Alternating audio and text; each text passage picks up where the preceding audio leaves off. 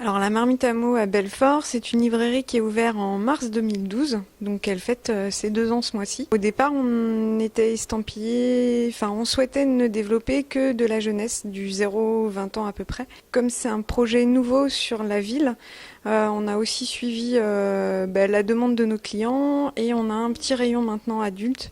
Ou alors là, on privilégie les auteurs qui écrivent et pour la jeunesse et pour l'adulte. Le problème, entre guillemets, de la littérature adulte, c'est tellement vaste qu'à un moment donné, il faut faire des choix. Et du coup, c'est le parti qu'on a pris pour garder une certaine cohérence au niveau du lieu. On propose principalement des ateliers créatifs sur les périodes de vacances. En général, on part d'un livre ou alors on fait appel à des gens de l'extérieur qui viennent proposer leurs services pour les enfants, alors que ce soit en cuisine, parce qu'on a quelqu'un qui apprend aux enfants à décorer des cupcakes, et aux adultes aussi, que ce soit en couture, que ce soit en tout ce qui est travaux manuels en fait, qui se font principalement sur les périodes de vacances. On fait des lectures d'histoire le vendredi, les jours de classe.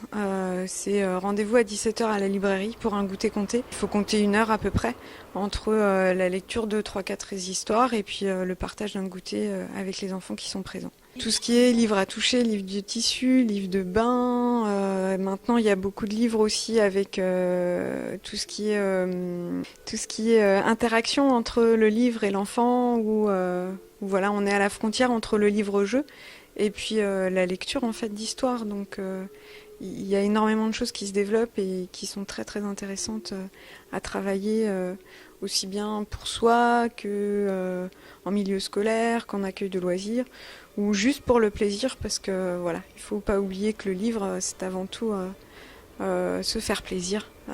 C'est pas forcément ou obligatoirement quelque chose de pédagogique. Maintenant, au bout de 2 ans, on commence à connaître la sensibilité de nos clients. Et du coup, voilà, en fonction de ce qu'on nous présente, on sait que voilà, tel produit risque plus de plaire à tel client. Et après, on aime aussi beaucoup aller chercher toutes les toutes petites maisons d'édition qui sont pas sur le circuit classique du livre, mais qui ont toute leur place voilà, sur des étagères de librairie.